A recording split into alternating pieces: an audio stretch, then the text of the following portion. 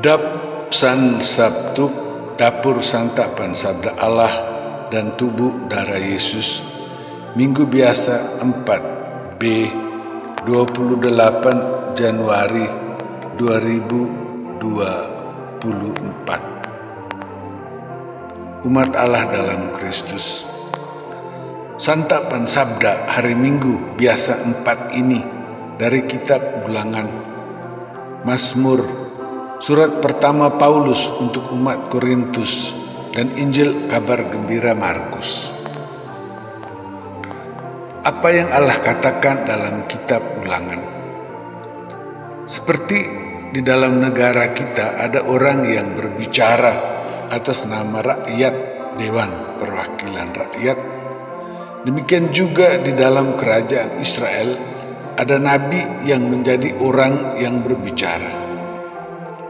Di Gunung Sinai Allah berbicara langsung dengan umat dalam kejadian alam yang menakutkan, api, gempa bumi, suara angin yang besar, dan seperti letusan gunung berapi. Maka umat minta supaya Allah tidak berbicara langsung lagi, tetapi memberi nabi untuk berbicara atas nama Allah. Nabi menerima pesan dari Allah, lalu menyampaikan kata-kata itu dengan setia kepada umat Allah. Allah berjanji mengangkat nabi seperti Musa untuk mendengar Allah menyampaikan pesan, dan nabi lanjutkan kepada orang Israel. Maka umat hendaknya dengar apa yang nabi sampaikan. Kalau tidak dengar dan ikut, maka Allah minta kepada umat untuk sampaikan mengapa mereka tidak ikut. Lalu umat menghukum diri mereka karena tidak setia ikut itu. Dan nabi harus setia, jangan menyampaikan apa yang tidak Allah sampaikan, atau berbicara menyampaikan pesan dari orang lain, biar dari dewa lain sekalipun. Bila demikian, nabi itu mati, artinya nabi menghentikan dirinya menjadi pembicara atas nama Allah. Apa yang Allah katakan dalam Kitab Ulangan ditanggapi Mazmur. Israel ingat bahwa selama Allah membimbing mereka dalam perjalanan dari Mesir melalui padang gurun, mereka banyak kali tidak dengar apa yang Allah sampaikan melalui Musa. Mereka bertengkar karena air, makanan, dan lauk. Memang di Gunung Sinai yang dinamakan juga Horeb itu, Israel mendengar Allah berbicara langsung. Tetapi selanjutnya, waktu Allah berbicara melalui nabi, Israel tidak mendengar dan mengikuti sabda Tuhan. Sekarang umat dalam ibadat saling mengajak untuk sujud menyembah Allah, lalu bersedia mendengar apa yang Allah katakan dan ikut seperti yang nabi wartakan, sehingga umat bisa masuk tanah terjanji sejak nenek moyang Abraham itu. Apa yang Allah katakan dalam Kitab Ulangan ditanggapi Mazmur dipenuhi dalam Injil kabar gembira Markus. Yesus baru mulai berkarya. Yesus sudah minta pertobatan, percaya kepada Injil kabar gembira, dan memanggil 4 murid pertama yang bersaudara, Petrus, Andreas, Yakobus, dan Yohanes, mengikuti Yesus. Lalu banyak orang mengikuti Yesus masuk ke dalam sinagoga, sebuah nama Yunani yang berarti tempat berkumpul untuk membaca kitab suci dan berdoa. Yesus sebagai nabi mengajar pada hari Sabat dan langsung dibandingkan dengan para pengajar, yaitu ahli Taurat. Yesus jauh melebihi mereka.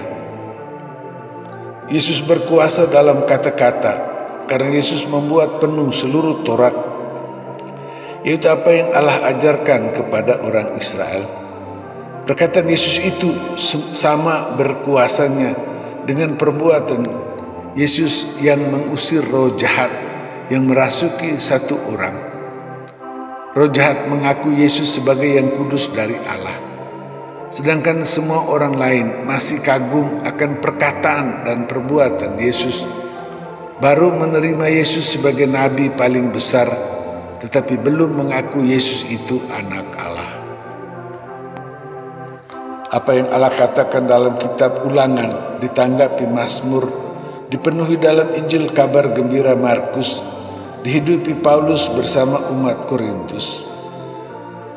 Paulus sudah lebih dahulu berbicara sebagai seorang nabi tentang hidup seolah-olah, hidup seakan-akan, yaitu hidup dalam keluarga tetapi belum bertobat dan percaya kepada Injil, lalu belum mengikuti undangan Yesus untuk mengikuti Yesus.